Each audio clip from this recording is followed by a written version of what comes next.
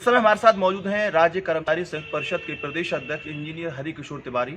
MLC चुनाव की घोषणा हो चुकी है और आप एमएलसी पद के प्रत्याशी हैं, निर्दलीय प्रत्याशी के तौर पर मैदान में हैं। लगभग 12 जनपद में आप भ्रमण कर चुके हैं और मथुरा में आज आपका भ्रमण हुआ है। आज जानते हैं कि किन मुद्दों को लेकर के आप चुनाव मैदान में उतरे हैं और क्या आपकी भूमिका रहेगी। आपका बहुत बहुत स्वागत है तिवारी जी। ये बताएं किन मुद्दों को लेकर उतरे चुनाव में आप।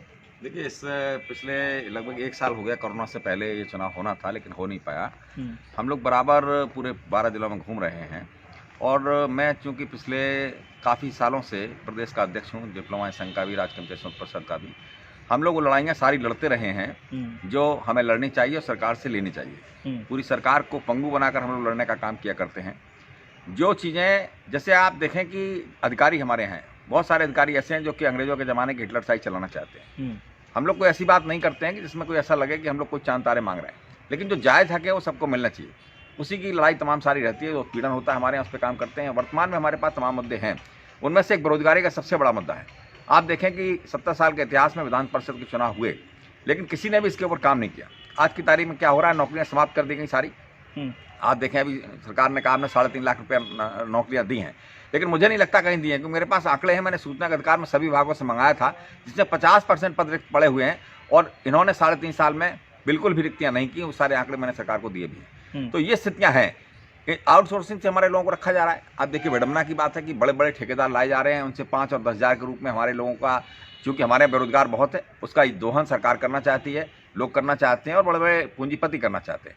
उनको 10,000 रुपये रखने के बाद आप 10 साल के बाद उसको घर भेज देंगे, कहेंगे साहब आपका काल खत्म हो गया, आप नए लोगों को रखेंगे। आप कल्पना कीजिए उस समय क्या होगा इन लोगों का, कैसे कैसे परिवार चलेगा उनका जब 10,000 रुपये भी नहीं मिलेंगे। तो ये बड़े इशू हैं जिस पर पूरा जन आंदोलन होना चाहिए और हमने इसीलिए ये मुद्दे लिए हैं। इसके अलावा आप देखिए, रोजगार कार्यालय आपके यहाँ बने हुए हैं, उनमें क्या हो रहा है, बिल्कुल सफ़ेद आती है। पहले ज़माने में आपने भी देखा होगा, लोग जाते थे, वहाँ नौकरियाँ दी जाती थी। वजीफे तमाम सारे हैं, वो लोगों को नहीं मिल पा रहे हैं, बिल्कुल नहीं मिल पा रहे हैं। जो लोग लायक हैं उनको भी नहीं मिल पा रहे हैं। इसी प्रकार से आपने देखा OTP, 1 डिस्ट्रिक्ट 1 प्रोडक्ट, एक स्कीम आई सरकार की, और वो भी जिलों में चली। 3.5 साल हो गए, लेकिन आज तक कभी धरातल पर नहीं आई, उसमें कोई रोजगार नहीं मिला हमारा, वो कागजों में चल रही है। तो ये तमाम सारी चीज़ें जिनको लोगों को देखना चाहिए और खासतौर से स्नातक जो हमारे विधायक हैं उनको देखना चाहिए, जिन्होंने जो आप बातचीत कर रहे हैं कि ये माना जाए कि युवा जो स्नातक हैं, जो ग्रेजुएशन कर चुके हैं, उनके मुद्दों को लेकर, उनकी बेरोजगारी के मुद्दों को लेकर चुनाव मैदान में उतरे। बिल्कुल यही बात है कि उनको जो लोगों ने देखा नहीं है, वही पीड़ा हमारे मन में थी। इसीलिए 2 साल पहले हमने सेवानिवृत्त लिया है और इसी कारण हम लड़ने का मन बना रहे हैं और लड़ेंगे भी। पिछले 12 महीनों में लगभग हम लोग पूरे 12 जिलों में काफ़ी अच्छा घूमे भी हैं। और चूँकि इस चुनाव में कर्मचारी, शिक्षक और ऐसे लोग जिनका मन है इसमें लड़ने का हमारे साथ, उन लोगों ने मत बनाए हैं और हम समझते हैं कि अच्छा मत उनका पड़ेगा और वो लोग सब साथ रहेंगे।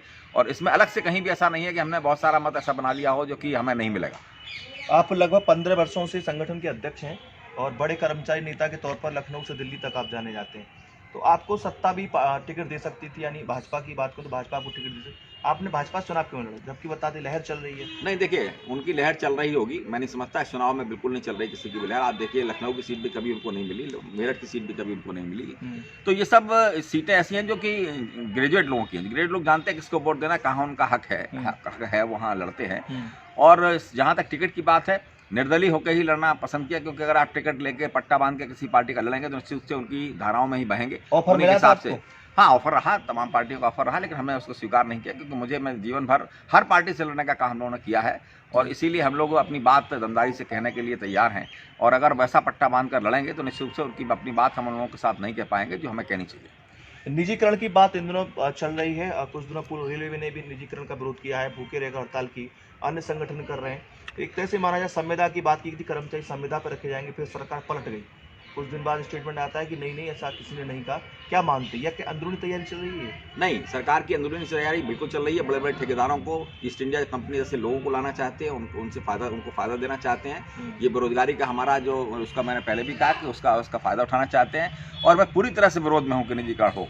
जो काम लेना हमसे लीजिए, जो हम लोग काम जिम्मेदारी से कर सकते हैं, वो निजीकरण को लोग नहीं कर सकते। विद्युत विभाग का भी हाल चल रहा है, हमने उसका पूरा साथ दिया और उसमें हम पूरे साथ हैं। जब निजीकरण पूरे प्रदेश में होगा, हम उनका पूरा साथ देंगे, सदन के अंदर भी, सदन के बाहर भी।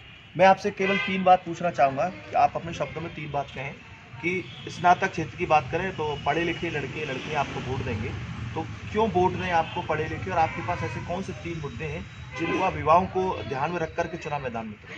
देखिए, सबसे बड़ा मुद्दा युवाओं के लिए है जिसमें कि उनको रोजगार मिलना चाहिए, उनकी एक सिक्योरिटी होनी चाहिए। आपने बीए एमए पढ़ा दिया उनको और उसके बाद में उनको छोड़ दिया रास्ते पे और उनका दोहन करने के लिए छोड़ दिया। किसके लिए? जो बड़े बड़े पूंजीपति हैं वो आएंगे, उनका दोहन करेंगे। आप देखते हैं, अक्सर देखते हैं उनको निकाल के बाहर किया जा रहा है। तो हम उसको नहीं होने देंगे। एक नियमावली ऐसी होनी चाहिए कि पहले आप भर्ती करें, उस टाइम सारा कुछ देख लें उसका, लेकिन उसके बाद ये नहीं हो सकता है कि उसको 6 महीने बाद, साल भर बाद निकाल के बाहर कर दे। उसकी सिक्योरिटी होनी चाहिए कि वो रिटायरमेंट तक आपके साथ रहेगा। पहली बात तो ये। दूसरी बात ये है कि जो मैंने कहा कि जो एम्प्लॉयमेंट एक्शन है उनको हम एक्टिव करेंगे। वन प्रोडक्ट वन डिस्ट्रिक्ट सरकार की योजना है, तो उसको भी नीचे धरातल पे आना चाहिए। वजीफा भी लोगों को मिलना चाहिए। तो ये सब चीज़ें हमारे ध्यान में है जिस पर हम काम कर सकते हैं। ठीक है, और कुछ कहना चाहेंगे? नहीं, अब तो हम अपने मत देने वालों को, मतदाताओं को यही कहेंगे कि जिन लोगों ने हमारे साथ मिलकर पूरी मेहनत की है, मत बनाए हैं, तो सभी लोग 1 दिसंबर को निकलें और निकल कर अधिकतम प्रतिशत में मतदान करें, ताकि हम लोग अच्छी जीत हो सके और आपके लिए हम लड़ सकें। ये थे हमारे साथ इंजीनियर हरिकिशोर तिवारी जी, एक बड़े कर्मचारी नेता के तौर पर जाने जाते हैं प्रदेश भर में। इनका मानना था कि रोजगार कार्यालय जो बने वो सफ़ेद हाथी आज की तारीख में खड़े हो रहे हैं, यानी सफ़ेद हाथी के तौर पर उनकी कार्यप्रणाली है। अधिकारी बैठते हैं, कर्मचारी बैठते हैं, लेकिन नहीं मिलता तो सिर्फ रोजगार की तलाश में युवा भटकता है। और इंजीनियर हरिकिशोर तिवारी चाहते हैं कि उनकी आवाज़ विधान परिषद में गूंजे। अपने साथी संतोष के साथ रवि यादव।